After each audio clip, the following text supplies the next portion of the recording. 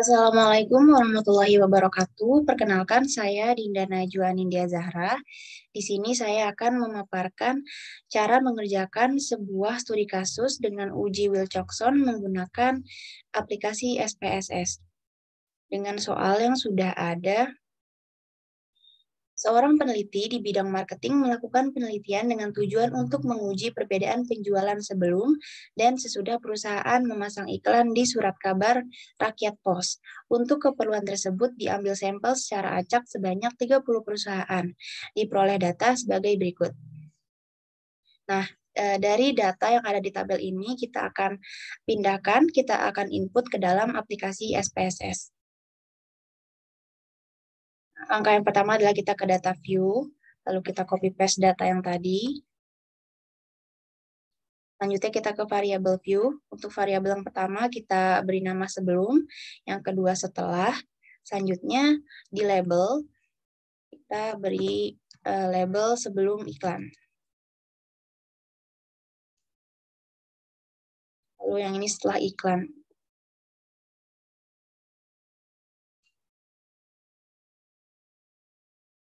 Nah, untuk measure-nya kita pakai scale dua-duanya. Setelah itu kita ke analyze, non-parametric test,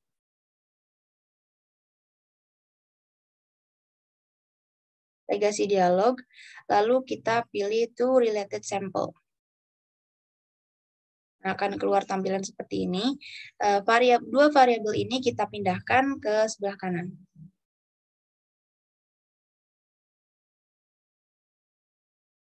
Lalu di sini kita klik yang Wilcoxon. Setelah itu klik OK. Nah, sudah keluar hasil output dari tes Wilcoxon ini.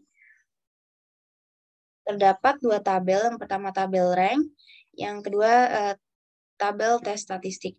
Nah, untuk yang kolom negatif rank dari setelah hasil penjualan setelah iklan atau sebelum iklan ada sebanyak 4. Lalu yang positif rank ada 22 dengan total 26. Nah, dari hasil ini, dari tabel ini kita pindahkan ke Word untuk dibuatkan hipotesis statistiknya.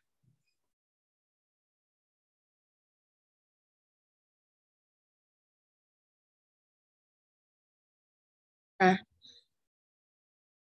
untuk hipotesis statistiknya adalah H0, T1 sama dengan T2 tidak terdapat perbedaan penjualan sebelum dan sesudah perusahaan memasang iklan di surat kabar Rakyat Pos. Untuk H1-nya T1 sama dengan T2 terdapat perbedaan penjualan sebelum dan sesudah perusahaan memasang iklan di surat kabar Rakyat Pos dengan alfa 5%. Untuk statistik ujinya, ini tabel yang tadi di SPSS kita pindahkan. Lalu kriteria ujinya, tolak H0 jika Z hitung mutlak lebih besar dari Z alpha, terima dalam hal lainnya, atau p-value lebih besar dari alpha, lebih kecil dari alpha. Berdasarkan hasil SPSS tersebut, nilai Z hitung adalah min 3,026. Lalu maka Z hitung mutlak sebesar 3,26 lebih besar dari Z tabel, yaitu 1,64, atau p-value sama dengan 0,002, lebih kecil dari alpha, yaitu 0,05. Maka H0 ditolak. Dengan kesimpulan, berdasarkan hasil tersebut, maka dapat disimpulkan bahwa terdapat perbedaan penjualan sebelum dan sesudah perusahaan memasang iklan di surat kabar Rakyat Pos.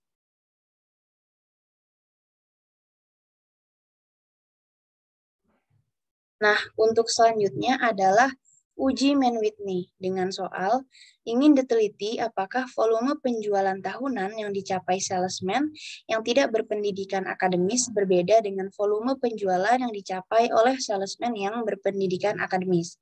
Diambil sampel random sebanyak 10 salesman yang tidak berpendidikan akademis dan 23 salesman yang berpendidikan akademis. Dua grup tersebut dipisahkan sebagai grup A yang tidak berpendidikan akademis, dan grup B untuk berpendidikan akademis. Data ditunjukkan sebagai berikut. Nah, dari data ini kita akan pindahkan, kita input ke dalam SPSS seperti tadi.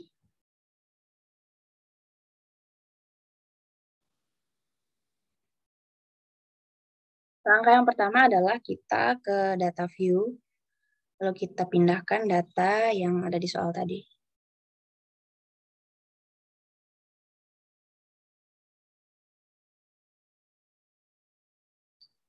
Nah, selanjutnya adalah kita ke variable view.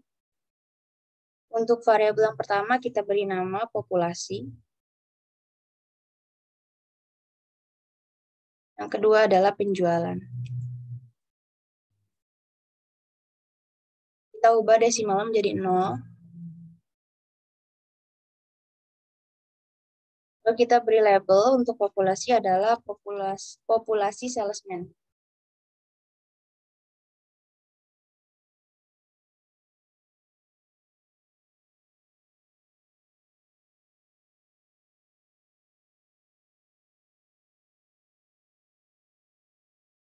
Lalu kita ke values.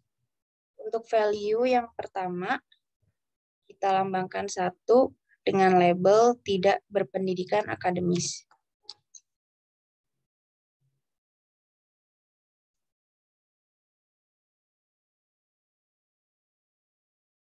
Untuk value 2, kita lambangkan angka 2 dengan label berpendidikan akademis.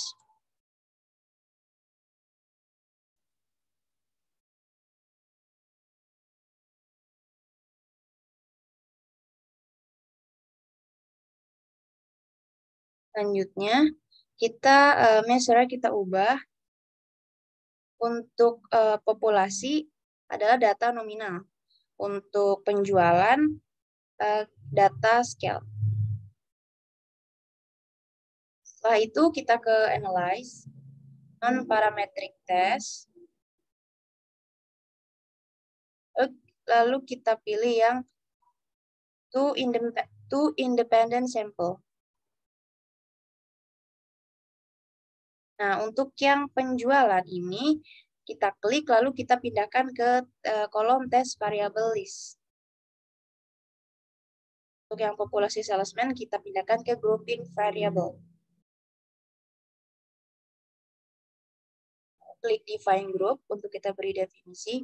Nah, untuk grup 1, kita klik 1, 2, angka 2. Klik continue. Lalu kita checklist yang uji Man with Me.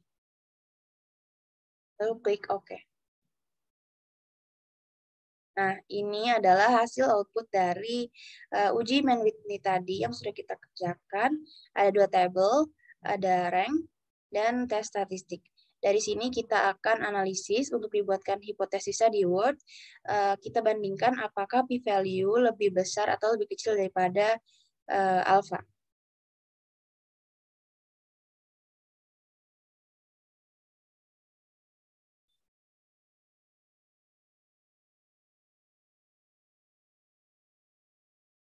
Nah, untuk hipotesis statistiknya H0 yaitu rata-rata volume penjualan tahunan yang dicapai salesman yang tidak berpendidikan akademis sama dengan volume penjualan yang dicapai oleh salesman yang berpendidikan akademis.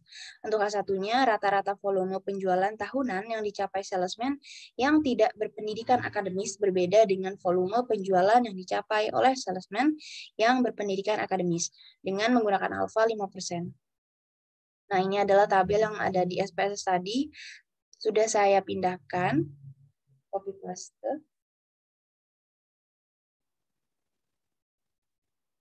Nah, ini untuk kriteria ujinya.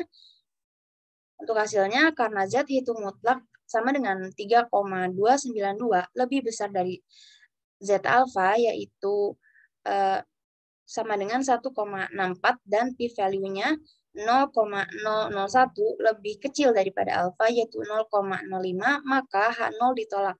Dengan kesimpulan, berdasarkan hasil tersebut, maka dapat disimpulkan bahwa rata-rata volume penjualan tahunan yang dicapai salesman yang tidak berpendidikan akademis berbeda dengan volume penjualan yang dicapai oleh salesman yang berpendidikan akademis.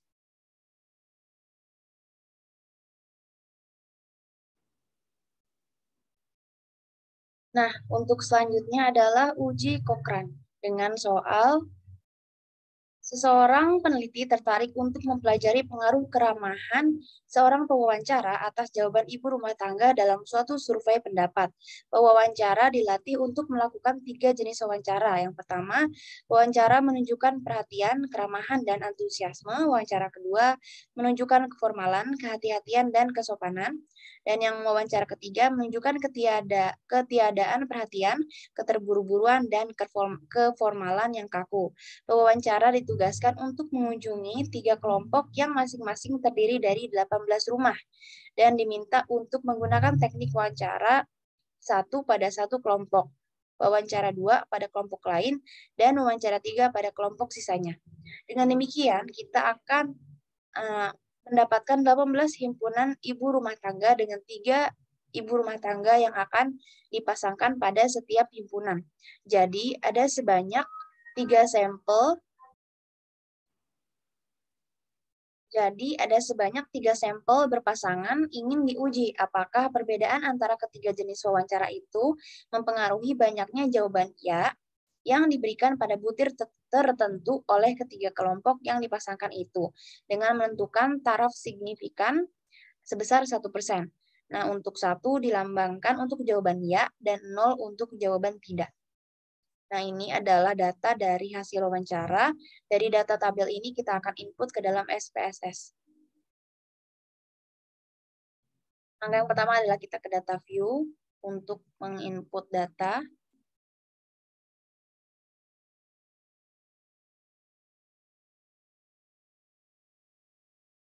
Lalu kita ke variabel view. Untuk variabel yang pertama, kita beri nama wawancara 1.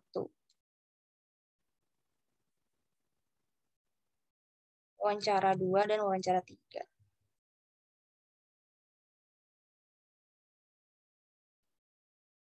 Untuk desimal kita ubah menjadi 0. Lalu kita beri label jawaban terhadap jenis wawancara 1 dan seterusnya.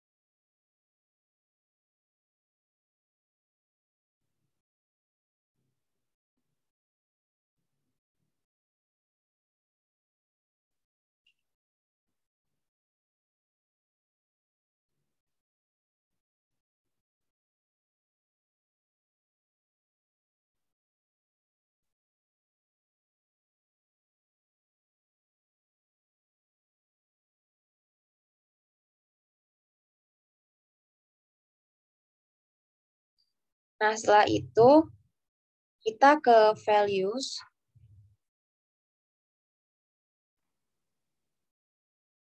Untuk angka 0 dilambangkan dengan label tidak. 1 adalah ya.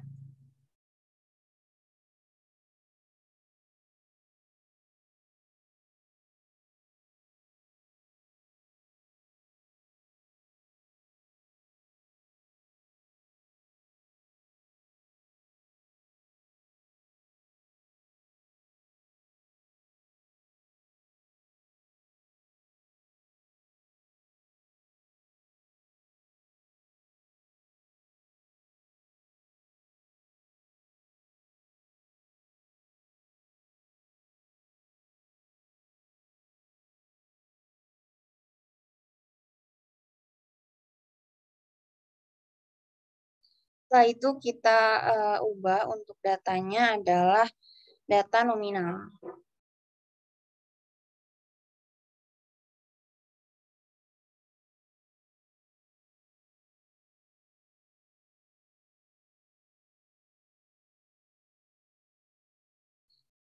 Selanjutnya adalah kita ke klik Analyze, lalu non-parametric test, kita pilih yang K-related sample.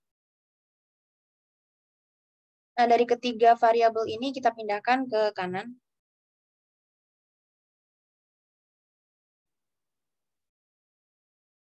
Setelah itu kita pilih yang Cochrane, kita checklist. Nah, yang Friedman-nya kita unchecklist. Lalu klik OK.